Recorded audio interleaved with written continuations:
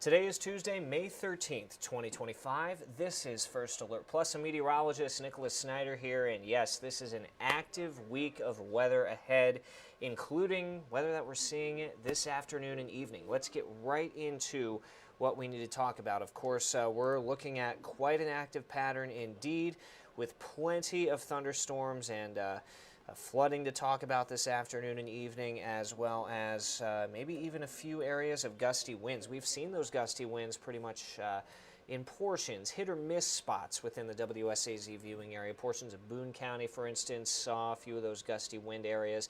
Had a couple of severe thunderstorm warnings in certain spots as well.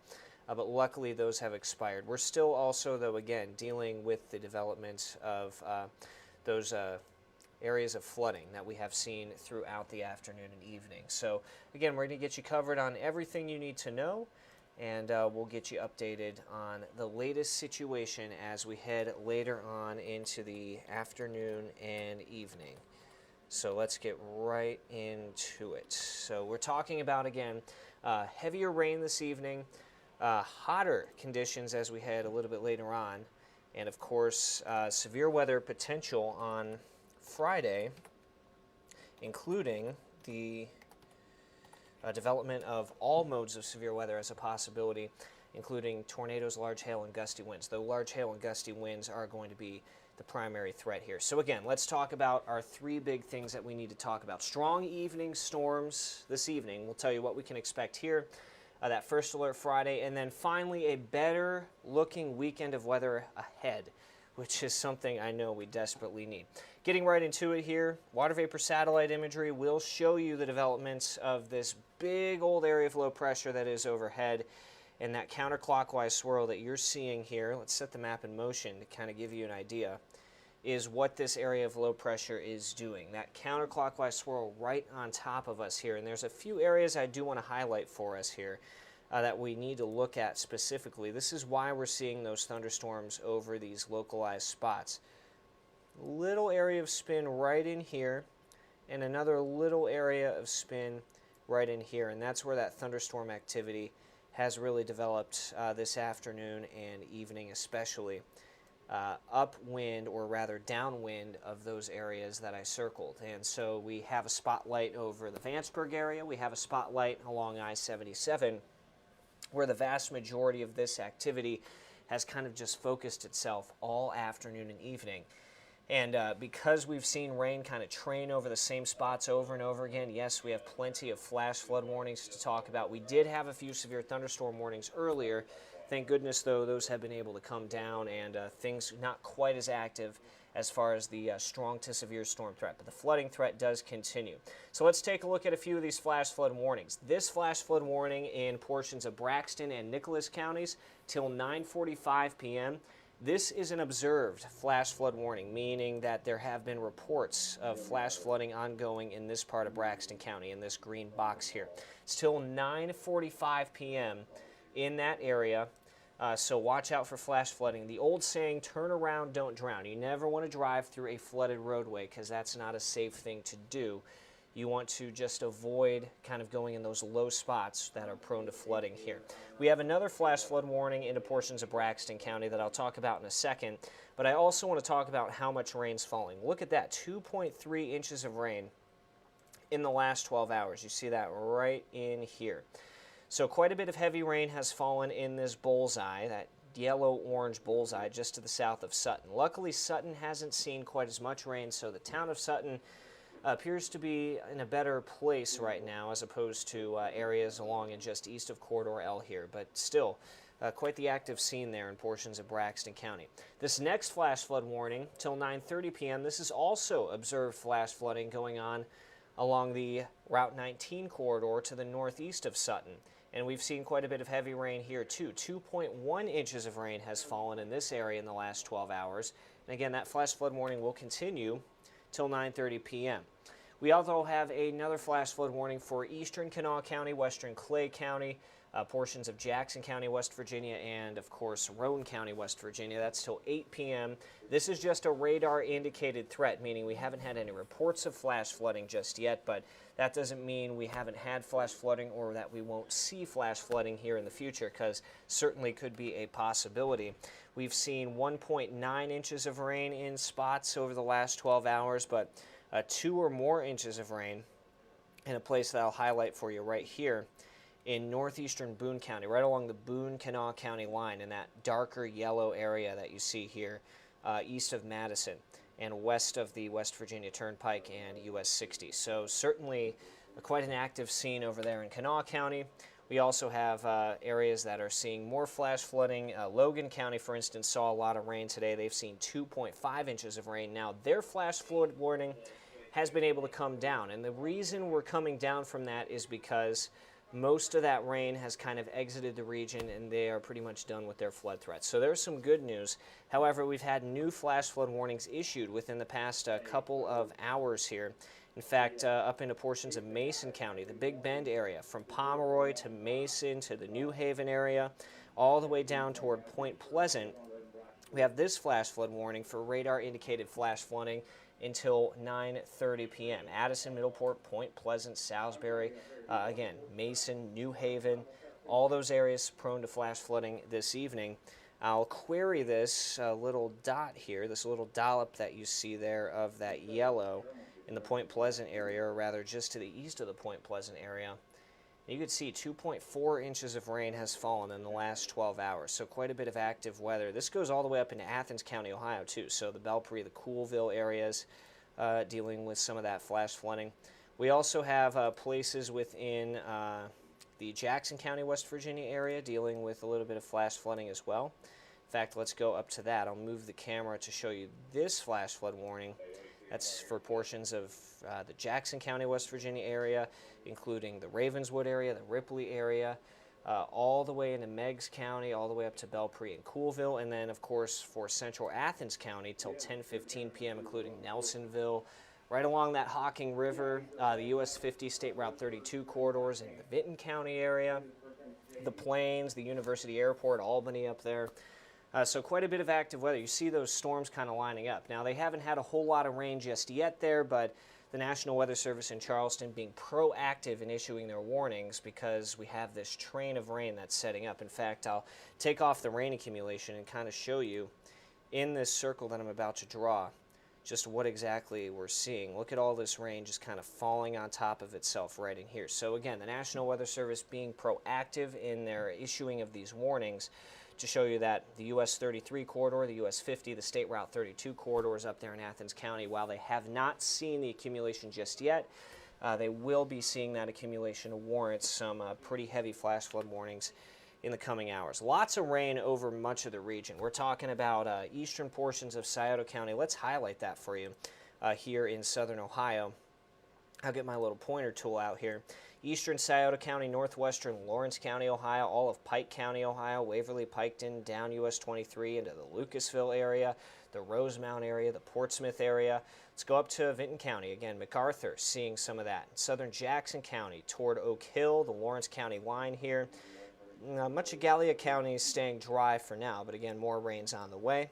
And as we kind of zoom out and show you the more wider region, you'll notice that we're seeing a little bit less in the way of rain, but still some pretty decent heavy shower activity portions of Floyd and Pike counties in Kentucky here as well. So that's kind of the active scene that we've been dealing with all night here. And again, we've had a few storm reports here. In fact, that flash flooding that has been reported over there in Braxton County, multiple reports of flooding has been occurring in the Little Birch and Kreitz Mountain area.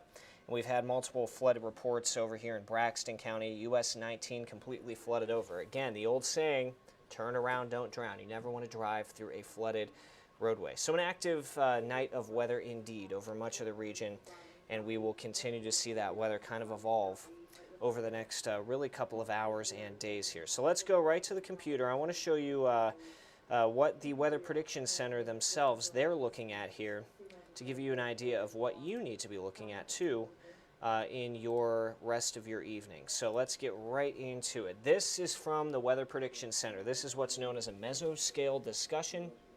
You notice flooding and possible flash flooding through the late afternoon and evening, with isolated, widely scattered hourly rainfall rates of 1+ inches per hour. And again, that's what we are seeing, those little yellow dollops, if you will, showing up on the radar picture, where I showed you kind of just exactly where the bullseyes of all the heaviest rain was. That's kind of what we were looking at here, and that's why these flood warnings have been very isolated and not necessarily so widespread. This is not going to be anything like we saw back in February, but isolated, minor flash flooding certainly going to be a possibility, and that's what we're tracking through much of your evening here as well. So let's get back to the weather graphics. I want to talk more about what's headed our way beyond tonight, because we have some pretty active weather that will be headed our way as we head into Friday. Let's get right into it. My old vorticity map, we like to show you this. This tells us where all the energy in the upper levels of the atmosphere is, gives us a good idea of what we need to be looking at. And you'll notice by Friday, 6 in the morning, here's our next weather maker. It's up into Minnesota, Wisconsin, the Upper Peninsula of Michigan, and this is developing strongly diverging winds high up in the sky right here. You'll notice more of an easterly to westerly component up in northern Ohio versus a more northerly southerly component of wind up into the higher Great Plain areas up toward the upper Great Lakes. And so that diverging air will be enough to create an area of low pressure here over portions of the Great Lakes right here. And that low pressure is going to be a strong area of low pressure. This is not going to be one of those weak area of low pressures that we've seen over the past couple of weeks here. This is going to be one of those strong areas of low pressure that really will be warrant watching. Let's go to the, of course, the European model showing the same thing. Now, I want to go back and I want to show you some of the differences in what we've been tracking here. So again, this is the European model, I believe. Yes, this is the European model. I want you to notice this little piece of energy. This is going to be very important to how much energy thunderstorms are going to be able to feed off of on Friday. Pretty weak area of energy showing up here on this particular one of the European model. Going to the American model, we'll move this forward and we'll show you kind of what we're expecting there and how these two relate. The American model has a very strong piece of energy coming early Friday morning, right in there. You see that, much stronger than what the European was pointing out here. That is going to limit thunderstorm energy if that occurs, because more thunderstorms are going to go up early in the morning on Friday morning, and that will limit the thunderstorm energy that will be available. And I'll show you kind of a thunderstorm energy map that we would be looking at on Friday that would give us an idea of just kind of the differences between the models. Now, why this is important is because once that main batch of energy does come through, and I'll clear off the circle here to show you what I'm talking about. Once this main batch of energy comes through Friday night, it depends on how much energy there is to tap into. So let's go back to the European model.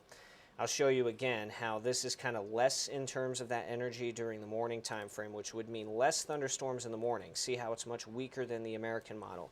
Moving this forward, that main batch of energy now comes through on Friday night, and that would mean a lot of energy kind of built up in the atmosphere to be allowed to see the development of these storms. Of course, recently, our American model has been struggling. The European model has had the hot hand, so us forecasters were kind of leaning toward that European model solution as opposed to that American model solution right now. That would mean, of course, we could be watching very, very strong and active activity moving in from the west on Friday evening here. So what all this means is that this area of low pressure, again, is going to track in from the southwest, from the Great Plains up to the north. It's going to transport some desert air in high up in the sky, but we're still seeing moisture streamed in from the Gulf right here. That moisture in the low levels is really going to be important, because when you have dry air high up in the sky, air likes to cool more rapidly when it's dry. But when you have that moist air down at the surface, you're adding ripeness, we're adding energy to the atmosphere, and that combination right there leads to a lot of energy being able to kind of be tapped into by the environment that will be in place. And this is going to be one of those environments, again, that we're going to really have to watch here moving forward. So let's go back to the computer, show you what I'm talking about here in terms of that thunderstorm energy that we really need to watch. Of course, that activity will be coming in Friday evening. So here's our weather computer again. This is that thunderstorm energy map I was talking about. Now notice how in the American model it has this bullseye of very weak thunderstorm energy right here. That's again thanks to that morning round of rain that the American model wants to bring in, thanks to that really stronger energy it was bringing in the morning. What that means for us is areas basically east of the Big Sandy River or east of State Route 93 in Ohio see less of a chance at strong storms. We want the American model solution to verify because that will kind of limit our severe weather threat. However, again, this has not been the hot hand recently. The European model has had much better skill in forecasting as of late. And I want you to notice how much thunderstorm energy, 2600 showing up here. This is the European model. Our high-resolution NAM, the North American mesoscale model, if it wants to show up, will really be telling. You're talking very high values of what's known as CAPE. If you're a weather geek, you know this term. This bullseye here that I'm pointing out, that is 6,000 joules per kilogram of CAPE. That is completely off the charts numbers that you typically only see out in Oklahoma, out in Kansas. Now, ultimately, I don't think that we are going to be seeing 6,000 joules per kilogram of CAPE, but 2,000, 3,000, certainly enough to really enhance those thunderstorms, really kind of develop those strong updrafts and create some chaos in portions of the area. The only question is how much of this energy is going to be able to tap into, because it really depends on where the lift for these storms to go up is going to be. If that lift is far to the west of the area, we see very little storm activity during the day Friday. But if it moves itself further to the east, away from Cincinnati, away from Louisville, Kentucky, further to the east in our region, that's where we're going to have major concern about not just hail and wind, but also a tornado threat here. So, of course, let's bring up my favorite thing to look at, those environmental soundings that I always love to look at. This, again, takes a vertical snapshot of the atmosphere from the ground at the very bottom, high up in the sky, temperature the red line, moisture the green line here, and this is how much energy basically in this area between the dash line and the red line and thunderstorms able to be tapped into. Again, that's a lot. This profile you do not see very much around these parts of the country, so it's something we're majorly concerned about. If this were to verify straight up verbatim and we were able to lift these storms up into this environment, you're talking probably baseball-size hail in a sounding parameter that looks like that. So yes, it's something definitely worth watching. Now again, I ultimately don't think that's going to be a very realistic solution. In fact, let's go to our American model. Let's say Vanceburg, Kentucky, for instance. Let's click that. I think this is a more viable solution. Again, this is very typical for what you see around here. That's about 3,000 CAPE. So again, that's enough to certainly produce a severe thunderstorm, but not going to be very nuclear like that North American model is putting out there.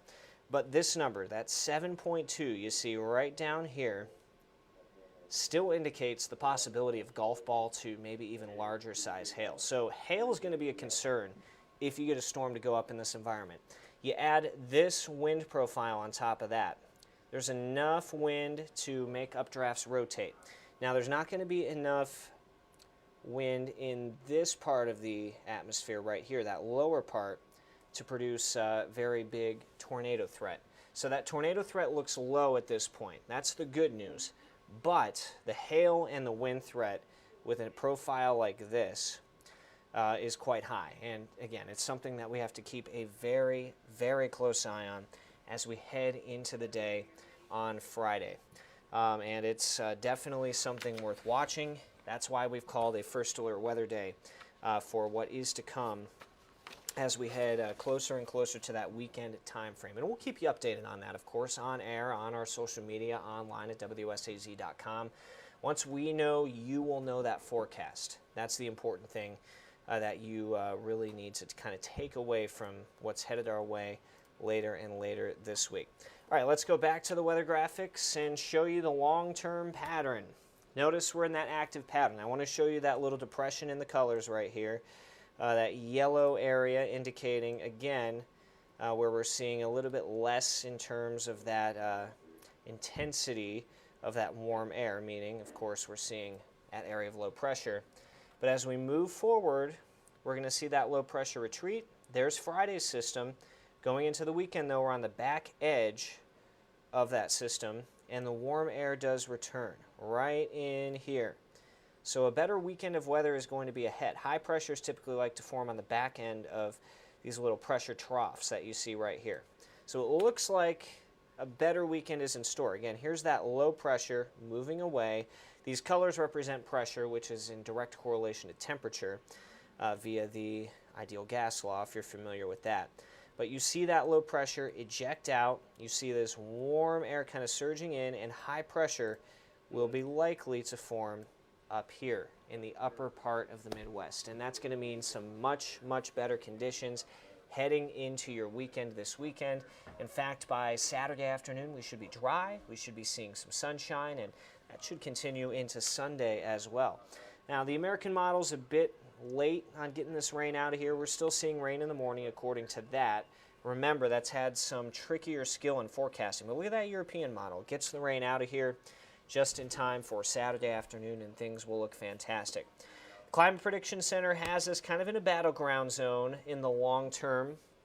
Has us slightly above normal for a lot of us, basically along and south of I-64 above normal, and near normal along and north of I-64 as far as temperatures are concerned. Looks slightly above normal as far as rain's concerned, but overall nothing too bad. And while the wet pattern will continue, it's not going to be rain that should cause a whole lot of flooding concerns, at least in the short term. We'll have to see in the long term. This is First Alert Plus. We air every Tuesday at 6:45 p.m. All the digital platforms WSAZ has to offer: YouTube, Facebook, Roku, your smart TV, the WSAZ News app, the WSAZ First Alert Weather app, whatever it is, we've got you covered. Every show, we give you an update on what you can expect from the weather, short and long term, give you that first alert to what you need to know to plan your day around, and more things to come next week too. It's going to be an exciting show next week, but I'll have to make you tune in to next week to kind of find out what's headed our way. In the meantime, I'm Nicholas Snider. Make it a great Tuesday.